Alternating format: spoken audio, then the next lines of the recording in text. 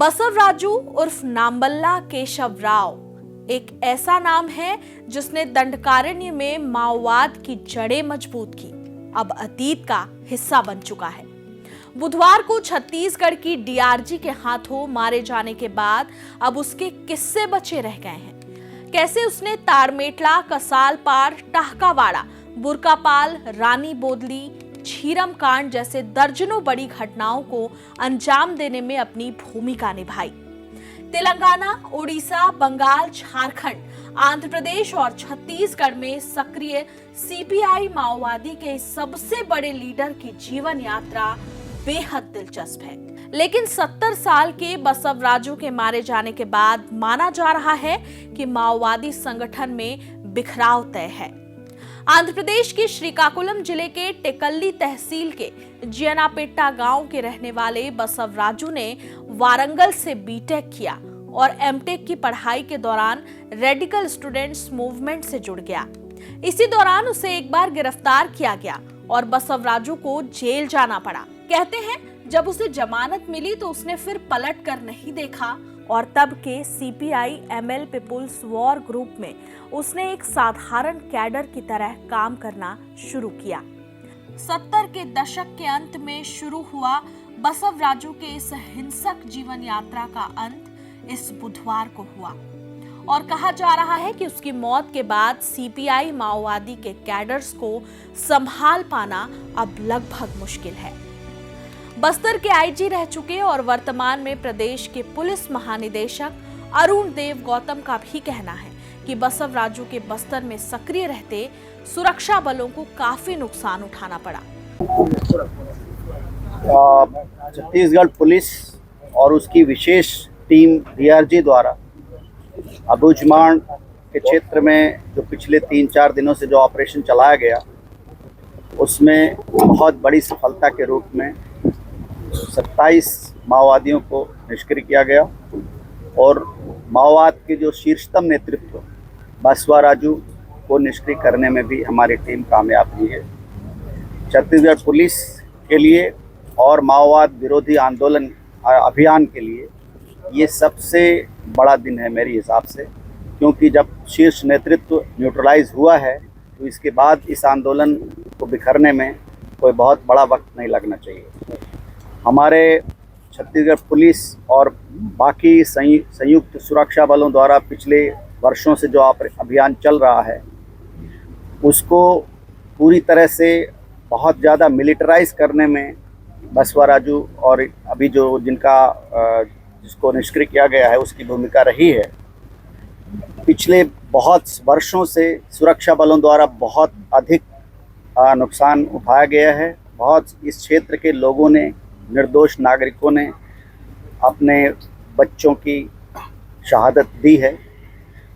आज पूरे बस्तर के लिए, छत्तीसगढ़ के लिए और पूरे देश के लिए बहुत महत्वपूर्ण दिन है कि माओवाद का शीर्ष नेतृत्व समाप्त हुआ है और मुझे उम्मीद है कि बहुत जल्दी ही पूरे बस्तर और पूरे देश से माओवाद का अंत हो जाएगा। बस्तर के क्षेत्रों में अबुझमाड़ और विशेष तौर पर नारायणपुर के क्षेत्र में ऑपरेशन हुआ है, ये एक तरह से सुरक्षा वैक्यूम रहा है और अभी पिछले कुछ वर्षों में हमने बस्तर के लगभग सभी इलाकों में सुरक्षा वैक्यूम को फिलअप करके और जॉइंट एक्शन प्लान जो भारत सरकार द्वारा हमको दिया गया उसी दिशा के अनुरूप काम करते हुए लगभग सुरक्षा विहीन क्षेत्रों को हमने ऑक्युपाई कर लिया है।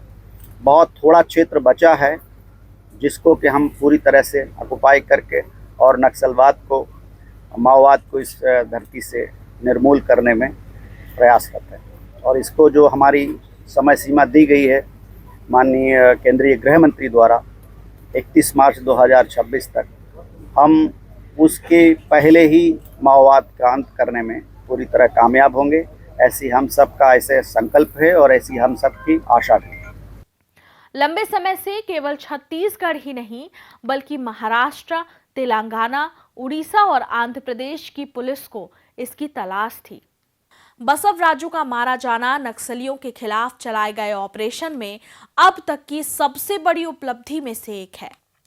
बस्तर के वरिष्ठ पत्रकार और नक्सल मामलों के जानकार मनीष गुप्ता का कहना है कि बसव राजू का मारा जाना बस्तर पुलिस के लिए एक बड़ी उपलब्धि है।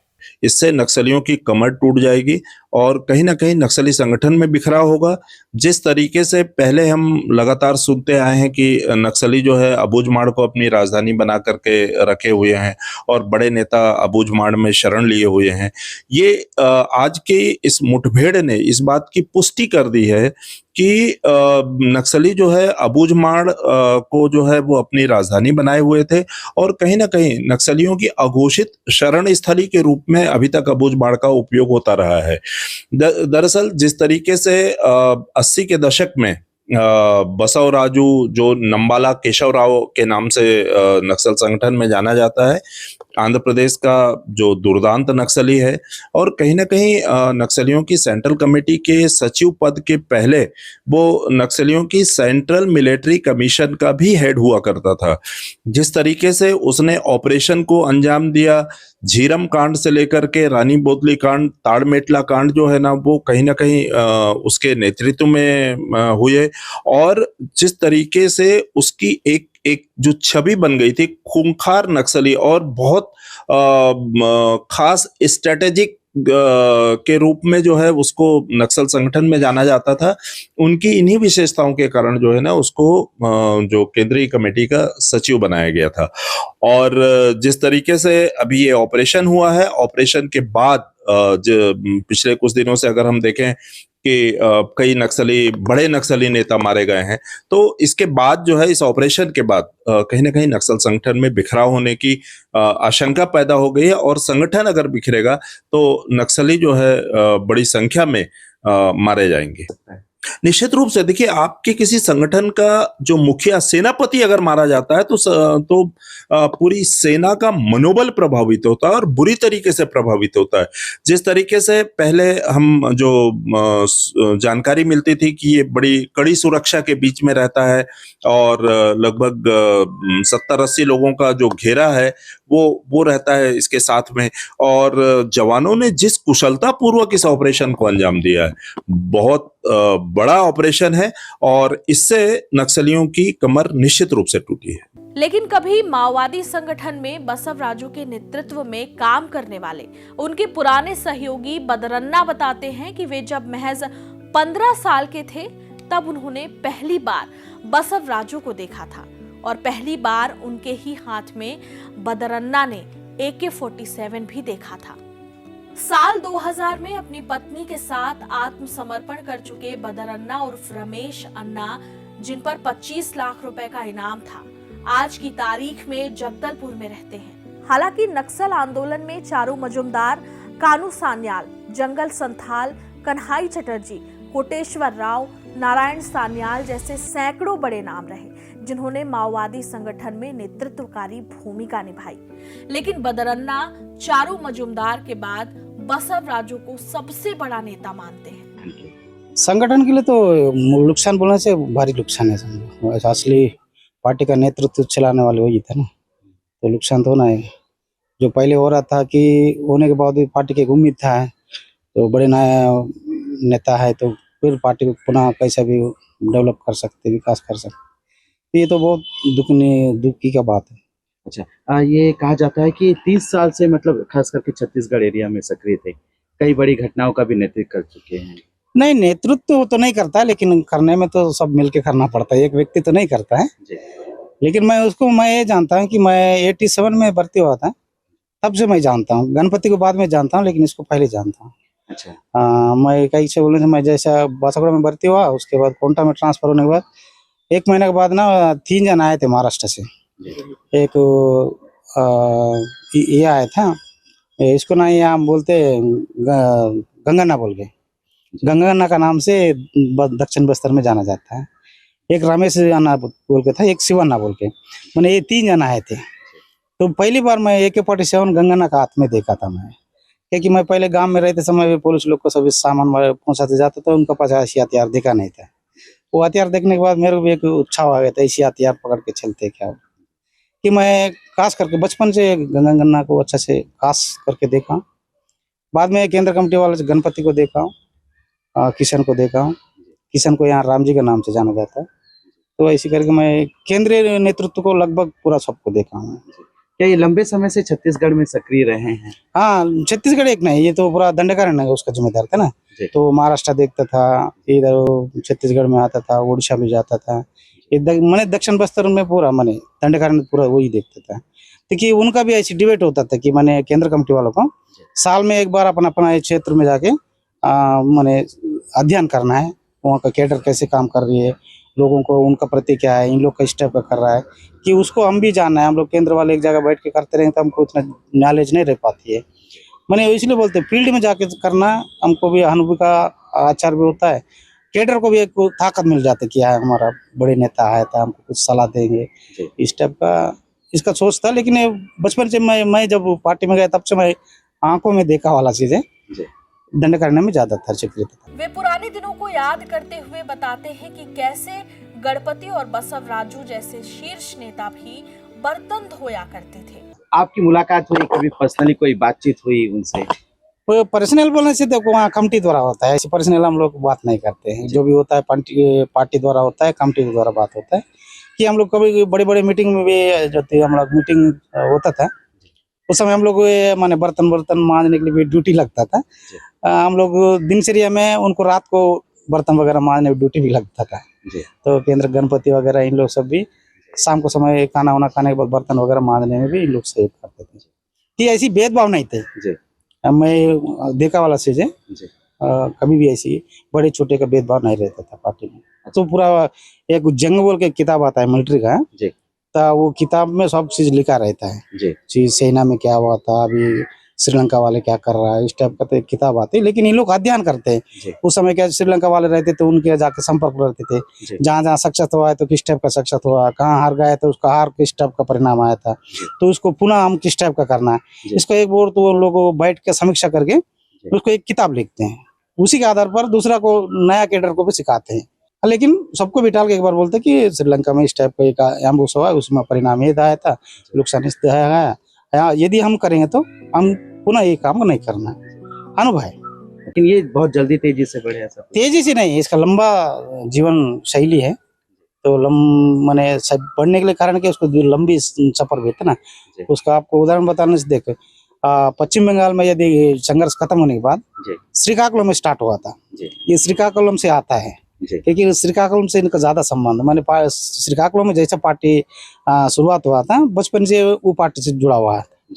कि मान के चलो पश्चिम बंगाल खत्म होने के बाद श्रीकाकुलम का नेक्स्ट नेता ही है समझो।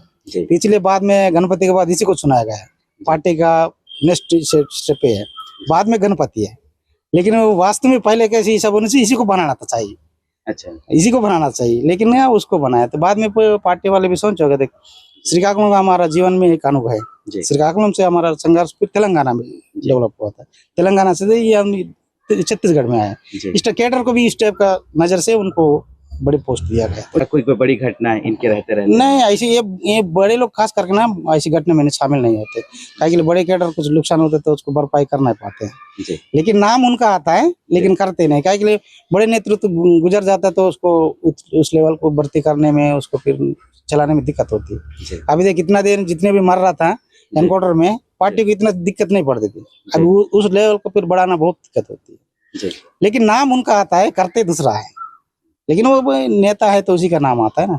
अभी और जो भी काम करेगा तो बड़े कोई नाम आता है। लेकिन ये कभी फील्ड में नहीं रहते हैं लोग, एनकाउंटर में नहीं रहते, एम्बुश में नहीं रहते, लेकिन डायरेक्शन देने में रहते हैं, सहयोग देने में रहते हैं, किस टाइप का करना क्या है, सब चीज में रहते हैं, फील्ड में नहीं रहते हैं।